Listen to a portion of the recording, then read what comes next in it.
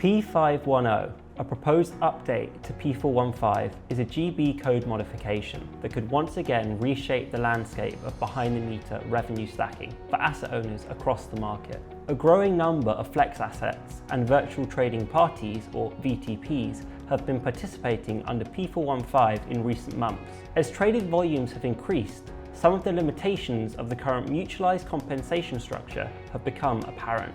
In this video, we'll look at P510, which proposes a shift to the bilateral compensation structure between suppliers and VTPs, and explore how it could address some of the shortcomings of the current P415 arrangement. Under P415, VTPs are incentivized to reduce demand, monetizing these volumes in the wholesale market. This leaves suppliers in a long position. Hence, compensation is provided from a mutualization pot. However, VTPs are not compensated and therefore not incentivized to declare upward deviation actions where demand is turned up.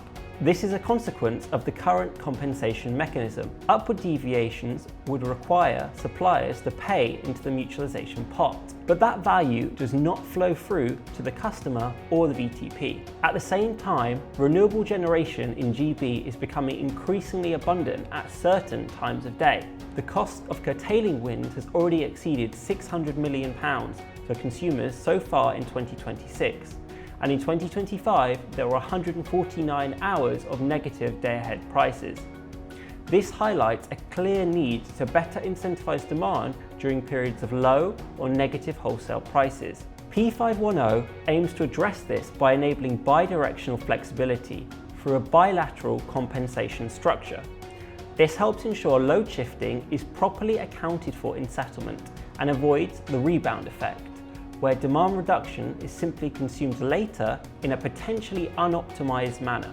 P415's compensation structure doesn't just have the potential to increase imbalance costs through this rebound effect. As traded volumes grow, so too does the size of the mutualised compensation pot. In January 2026 alone, payments reached 5.5 million. Over time, these costs are likely to be passed through to consumers, with those less able to flex effectively subsidising those who can.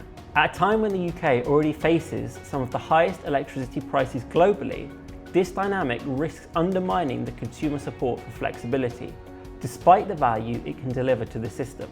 This is where P510 comes in. To explore how P510 could work in practice, we built a simple model in Gridcog, using our inter-asset flow feature, which allows energy flows between assets to be priced separately. In this project, we consider a baseline scenario for a small industrial site in North Wales, with a fixed flat supply contract in place, and analyse the month of March 2026. We add a 1 megawatt 2-hour battery to assess the value we could obtain from wholesale markets. In the P415 scenario, where only downward deviations are declared, our battery earned £7,800 across March, equivalent to £92,000 per megawatt per year.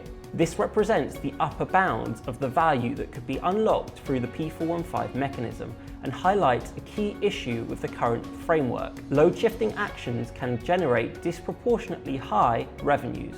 In contrast, under our P510 case, the battery earns £1,900 of revenue in March 2026, equivalent to around £22,000 per megawatt per year for our 2-hour battery. In this scenario, load shifting is more accurately accounted for, with both sides of the energy transaction exposed to wholesale market signals, and compensated for a bilateral arrangement at Ofgem's wholesale cap rate between the VTP and supplier. This in turn produces a fairer, market-based value for load shifting without adding wider system costs.